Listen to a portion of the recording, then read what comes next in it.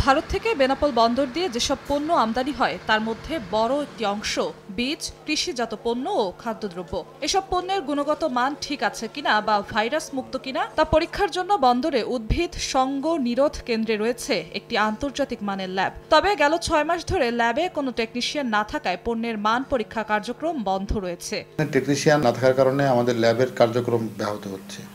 আর একজন মাত্র ল্যাব বিশেষজ্ঞ ছিল এখানে, তাকেও কিছুদিন আগে বদলি করে দেওয়া হয়েছে। এই কারণে আমরা আসলে অনেক কাজই আমরা সঠিকভাবে করতে পারতেছি না। এতে ভাইরাসযুক্ত বীজ আমদানি হচ্ছে কিনা তা দেখার সুযোগ না থাকায় দেশের কৃষি খাত ঝুঁকিতে পড়েছে বলে অভিযোগ C&F এজেন্টদের। ভারত থেকে যে সমস্ত কৃষি বীজ আমদানি হচ্ছে এটা কোনো ভাইরাস আছে কিনা এটা ল্যাবে পরীক্ষা করা খুব জরুরি। এই মালামাল জীবাণু পরীক্ষা করতে পারছি না, যাতে এখানে যথেষ্ট জনবল নিয়োগ দেওয়া হয়। আমি সংশ্লিষ্ট কর্তৃপক্ষের কাছে সেই দাবি জানাই। কোয়ারেন্টাইন যে শাখা আছে এটাকে আরো একটু স্বয়ংসম্পূর্ণ এবং এখানে জনবল বাড়ানো প্রয়োজন। বেনাপোল বন্দর দিয়ে প্রতিদিন গড়ে 400 ট্রাক পণ্য আমদানি হয়ে থাকে, যার মধ্যে শতাধিক ট্রাক থাকে বিভিন্ন ধরনের খাদ্যদ্রব্য ও কৃষি বীজ। সময় সংবাদ, বেনাপোল।